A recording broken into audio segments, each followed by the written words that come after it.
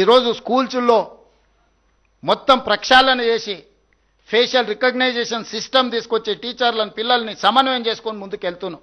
ఇట్లా ఒక్కొక్క శాఖలో ప్రక్షాళన చేసుకుంటూ ఒక పక్కన సంక్షేమం, రెండో పక్కన అభివృద్ధి.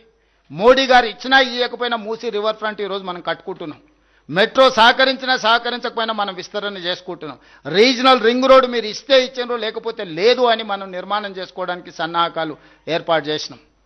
చిన్న చిన్న కాలనీలు లేకపోతే ఫైనాన్షియల్ ఏరియా డిస్ట్రిక్ట్స్ కాకుండా కంప్లీట్గా ఒక సిటీనే ఈరోజు భారత్ ఫ్యూచర్ సిటీని మనం నిర్మించుకుంటున్నాం. ఈరోజు గ్లోబల్ సమ్మిట్ చేసుకున్నాం. ఇవి పక్కన పెట్టండి, 100 సంవత్సరాల బీసీ కులగణన ఎవరైనా చేసిరా అండి? 100 సంవత్సరాల సమస్యకు భారతదేశంలోనే తలమానికంగా ఈరోజు social economic education employment political and caste survey చేసి దేశానికే ఆదర్శంగా నిలబడి బీసీ జనాభాను లెక్కలేసి ఫిబ్రవరి 4, 2024లో మొదలుపెట్టి ఫిబ్రవరి 4, 2025లో కంప్లీట్ చేసి సోషల్ జస్టిస్గా ఫిబ్రవరి 4ని మనం అఫీషియల్గా డెడికేట్ చేసుకున్నాం. ఇవాళ బలైన వర్గాలు వాళ్ళ లెక్కలు వాళ్ళు తేలిన సంతోషంలో లేరా?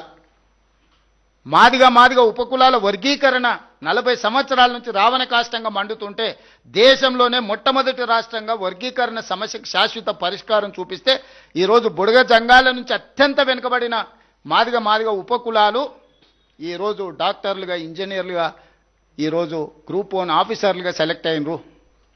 ఈ సమస్యకు మేము పరిష్కారం చూపించలేదా? 100 సంవత్సరాల బీసీ కులగణనకు శాశ్వత పరిష్కారం చూపించినాము. 40 సంవత్సరాల ఎస్సీ వర్గీకరణకు శాశ్వత పరిష్కారం చూపించినాము. సంక్షేమంలో మేము ఇచ్చిన ప్రతి మాట నిలబెట్టుకోవడానికి శాయశక్తుల ప్రయత్నం చేస్తున్నాము. తెలంగాణ రాష్ట్రాన్ని ప్రపంచంతోనే పోటీ పడే విధంగా ఈరోజు అభివృద్ధి పదం వైపు నడిపిస్తున్నాము. 2 సంవత్సరాలనే ఇన్ని చేయగలిగినాము. 12 ఏళ్ళు లేలినోడు మమ్మల్నే తిడతాడు, 10 సంవత్సరాలు దోసుకున్నోడు మమ్మల్నే తిడతాడు. మమ్మల్ని కాదని వాళ్ళకు ఓటేయమంటారు. అందుకే ఓటర్లకు నేను స్పష్టంగా విజ్ఞప్తి చేస్తున్నా, 12 సంవత్సరాల మోడీ గారి పరిపాలన, 10 సంవత్సరాల చంద్రశేఖరరావు గారి దోపిడీని, 2 సంవత్సరాల మా సంక్షేమాన్ని, అభివృద్ధిని బేరీజు వేసుకొని మీరు తీర్పు ఇవ్వండి. ఈరోజు రాష్ట్రంలో అధికారంలో ఉన్నది ప్రజాపాలన. ఈరోజు మేము నిధులు ఇవ్వాలన్నా, గల్లీలలో అభివృద్ధి జరగాలన్నా, సంక్షేమాన్ని గల్లీలకు చేర్చాలన్నా అక్కడ మట్టికెళ్ళినా ఇంటివాడే వెళ్ళాలన్నట్టు అక్కడ మనవాడే ఉండాలి. సమన్వయం చేసుకొని నేను ఎందుకు చెప్తున్నట్టే, శాసనసభలో చంద్రశేఖరరావు గారు ప్రధాన ప్రతిపక్ష నాయకుడిగా తన బాధ్యతను తను నెరవేర్చినుంటే ఆ పార్టీ ప్రతిపక్షంలో కూడా ప్రజల పక్షాన మాట్లాడుతుంది, ప్రజల పక్షాన కొట్లాడుతుంది కాబట్టి కొంతమంది గెలవనీయండి అని అనేవాడిని. వాళ్ళు విధ్వంసం చేయడమే, అడ్డుకోవడమే, ఎక్కడికక్కడ అభివృద్ధిని నియంత్రించడమే కార్యక్రమంగా పెట్టుకొని గ్రూప్ 1లో కోర్టులో పిటిషన్లు వేస్తే హైకోర్టు చెంప చెల్లుమనిపించింది. బీసీలకు స్థానిక సంస్థలలో 42% రిజర్వేషన్లు ఇస్తే కోర్టులో పిటిషన్ వేసి కొట్టేపించారు. ఇప్పుడు బీఆర్ఎస్ వాళ్ళు ఆ పిటిషనర్కి వాళ్ళ టికెట్ ఇచ్చిండ్రు. రంగు బయటపడ్డది కదా, ఎవరు అడ్డుకున్నారో. మన సర్పంచ్ల 49.83% బీసీలకు మేము సర్పంచ్లు ఇచ్చినాం. ఇవాళ కౌన్సిలర్లు, కార్పొరేటర్లు 61% ఇచ్చినాం. పార్టీ పరంగా ఇచ్చినాం. చట్టంలో అవకాశం లేకపోతే స్వీయ నియంత్రణ పెట్టుకొని పార్టీ కమిట్మెంట్తో ఈరోజు 61% కౌన్సిలర్లు, కార్పొరేటర్లు బీసీలకు ఇచ్చినాం. ఇది మా కన్విక్షన్, ఇది మా కమిట్మెంట్, ఇది మా అప్రోచ్. కాబట్టి 3 పార్టీలను సంపూర్ణంగా విశ్లేషించండి. ఒకే ఒక్క రోజు, రేపు మిగిలింది 10 తారీఖు. 24 గంటల్లో మీ భవిష్యత్తు నిర్ణయం జరగబోతుంది. మీ గల్లీలో మీ సమస్యలు పరిష్కారం కావాలంటే ఎవరు పరిష్కరించగలరో, ఎవరు అభివృద్ధి చేయగలరో ఆలోచన చేయండి, విశ్లేషించండి. ఢిల్లీ నుంచి మోడీ గారు మన గల్లీలో మోరీ తీయడానికి వస్తారా? ఫామ్ హౌస్లో ఉన్న కేసీఆర్ గారు మన నీటి సమస్యను, మన కరెంటు సమస్యను పరిష్కరిస్తాడా? ఈరోజు ఉపన్యాసాలు ఇస్తున్న హరీష్ రావు గారు, కేటీఆర్ గారు నిన్నటి వరకు వాళ్ళే మంత్రులు కదా, వాళ్ళ దగ్గరనే ఆర్థిక శాఖ, వాళ్ళ దగ్గరనే మున్సిపల్ శాఖ, వాళ్ళ దగ్గరనే ప్రభుత్వం ఉన్నది కదా, వాళ్ళ కుటుంబం చేతిలోనే తెలంగాణ రాష్ట్రం అంతా బందీగా ఉన్నది కదా. కాబట్టి ఈ సందర్భంగా ప్రశాంతంగా ఆలోచన చేసి తెలంగాణ సమాజానికి ఏది మేలో మీరే ఆలోచన చెయ్యండి. ఈరోజు మీరు ఎన్నుకోబోయే వాళ్ళు 5 సంవత్సరాల మీ భవిష్యత్తును వాళ్ళ చేతిలో పెట్టబోతున్నారు. మీరు ఎవరికి మీ ప్రతినిధిగా బాధ్యత ఇవ్వబోతున్నారో మీరు ఆలోచన చేసి మంచి నిర్ణయం తీసుకోండి. ఈ ప్రభుత్వం మీది, మీకోసమే పనిచేస్తుంది. ప్రభుత్వం దగ్గర ఉన్న నిధులన్నీ ఖర్చు పెడుతుంది. కేంద్రంతో అవసరమైన సయోధ్యను సమన్వయం చేసుకుంటుంది. కానప్పుడు కేంద్ర ప్రభుత్వం మీద కొట్లాడడానికి ఈ ప్రభుత్వానికి ఎలాంటి బేసిజాలు లేవు. మీలాక కుమ్ముకు చీకటి ఒప్పందాలు మాకు అవసరం లేదు. ఏదున్నా ప్రజల ముందే బహిరంగంగా మా ఆలోచనలు పెడతాము. ఇవాళ కరీంనగర్కి ఔటర్ రింగ్ రోడ్డు రావాలన్నా, వరంగల్కి ఔటర్ రింగ్ రోడ్డు రావాలన్నా, ఖమ్మం అభివృద్ధి జరగాలన్నా, రామగుండం అభివృద్ధి జరగాలన్నా, నిజామాబాద్ అభివృద్ధి జరగాలన్నా, నల్లగొండ జరగాలన్నా, మహబూబ్ నగర్ మున్సిపల్ కార్పొరేషన్స్ జరగాలన్నా ఈరోజు రాష్ట్ర ప్రభుత్వమే చేయగలదు. సంపూర్ణంగా మా ప్రభుత్వానికి సహకరించండి, మమ్మల్ని ఆశీర్వదించండి. ఈ ప్రభుత్వమే ఇంకా 3 సంవత్సరాలు ఉంటుంది. ఆ తర్వాత ఇంకొక 5 సంవత్సరాలు మేమే అధికారంలోకి వస్తాము. 94 నుంచి 2004 వరకు టీడీపీకి అధికారం ఇచ్చారు. 2004 నుంచి 2014 2 సార్లు కాంగ్రెస్కి ఇచ్చారు. 2014 నుంచి 2024 టీఆర్ఎస్కు 2 సార్లు అధికారం ఇచ్చారు. 2024 నుంచి 2034 వరకు తిరిగి ఇందిరమ్మ రాజ్యాన్ని ప్రజలు ఆశీర్వదించబోతున్నారు.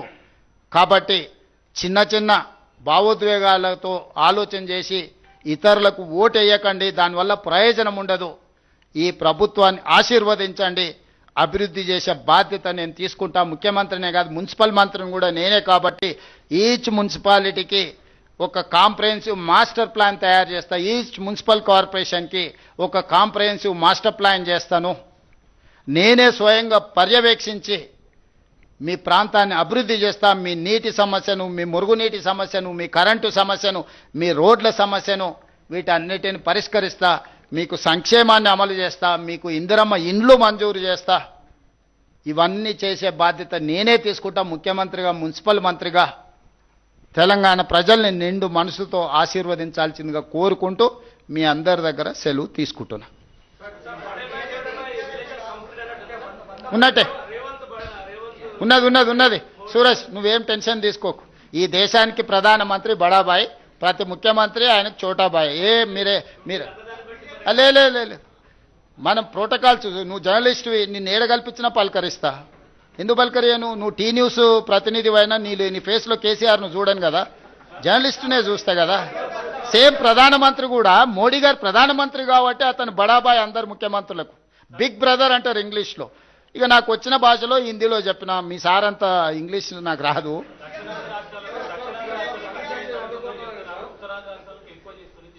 అవును,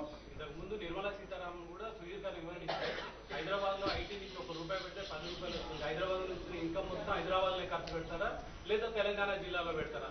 అట్లానే అన్రెస్ట్ గా ఉన్న ఇతర రాష్ట్రాలు, దేశంలో ఎక్కడైతే వ్యాధి ఉందో ఆ వ్యాధిని నయం చేయడానికి ఇతర నిధులు పెడతారు.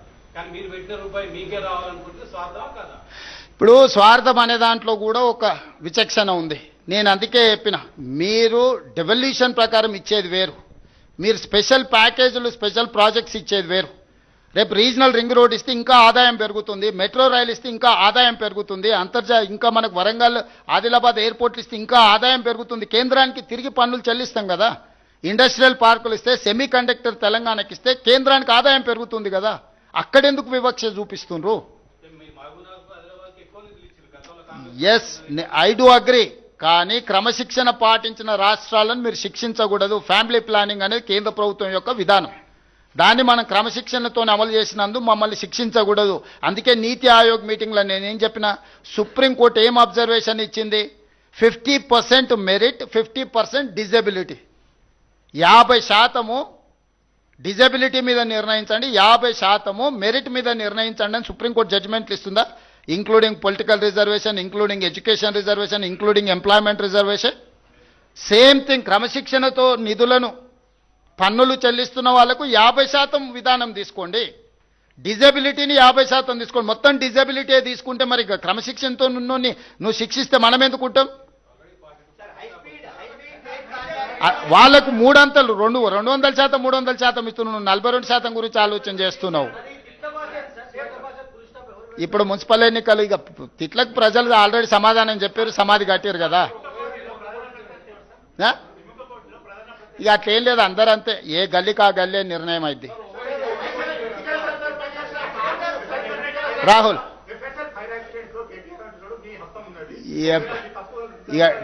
ఇక రాహుల్ గంజాయి బ్యాచ్ గురించి నేను పెద్దగా ఆలోచన చేయను, వదిలేసాయి. నువ్వు కూడా వదిలేయి, నువ్వు కూడా ఆ ట్రాప్లో పడకు. మనం ఏదైనా మంచి మున్సిపల్లో ప్రజలకు మంచి చేసే దాని మీద తీసుకుందాం. ధన్యవాదాలు.